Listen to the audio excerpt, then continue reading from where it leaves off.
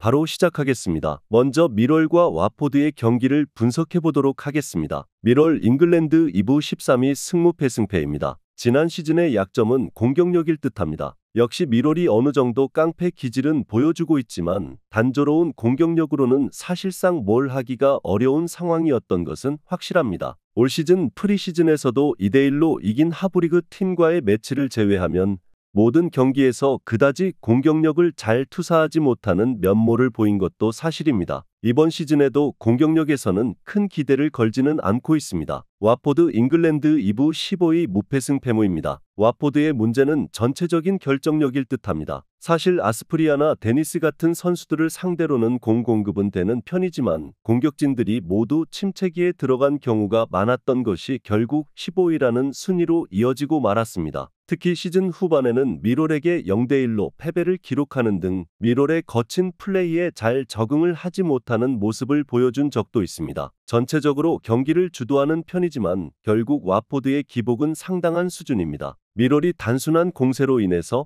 상당히 아쉬운 공격력을 보여주고 있습니다. 물론 수비적으로 거친 플레이를 하면서 상대의 빌드업을 상당히 답답하게 만드는 것에는 일가견이 있습니다. 와포드도 공격진의 전체적인 흐름이 썩 좋은 순간이 많지는 않았던 시즌을 보내기도 했습니다. 언더 2.5 양상 속 무승부를 예상합니다.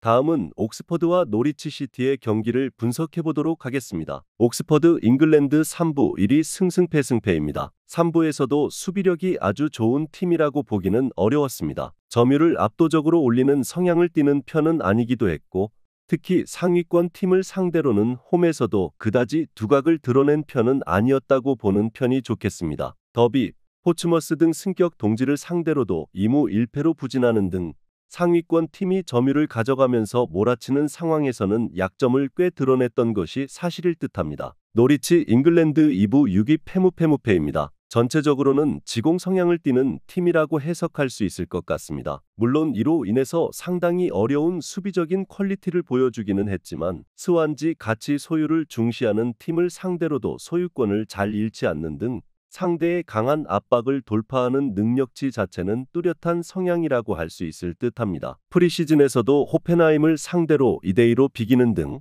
화력전으로 맞불을 놓을 수 있는 전력임은 분명합니다. 전체적으로 옥스포드가 3부에서도 수비적인 성향을 아주 잘 보여주는 성향은 아니기도 했고 강한 압박 성향도 노리치가 크게 고전할 수 있다는 요소로 작용하지는 않을 듯합니다. 노리치도 수비적으로는 페이스가 아쉽기는 하지만 결국 상대의 강한 압박을 어느 정도 유리하게 풀어갈 수 있는 역량은 갖추고 있습니다. 오버 2.5 양상 속 노리치 시티의 승리를 예상합니다.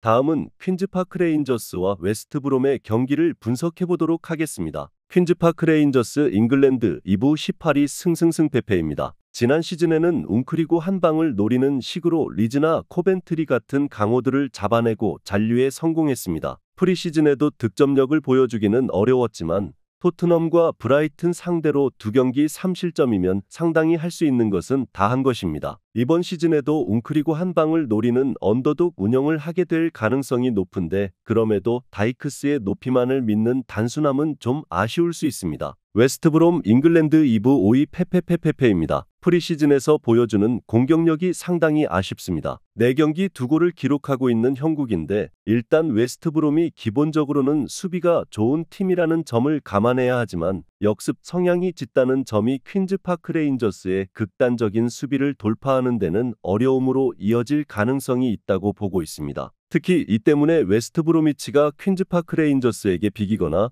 한 골 차이로 겨우 이기는 시나리오도 생각보다는 잦았던 편입니다. 사실 퀸즈파크 레인저스의 극단적으로 보이는 수비 성향이 웨스트브롬에게는 상당한 부담이 될 수 있을 것으로 보고 있습니다. 특히 프리시즌에도 웨스트브롬의 공격력이 잘 올라오고 있지 못하다는 의견도 충분히 타당하다고 할 수 있을 것입니다. 언더 2.5 양상 속 무승부를 예상합니다.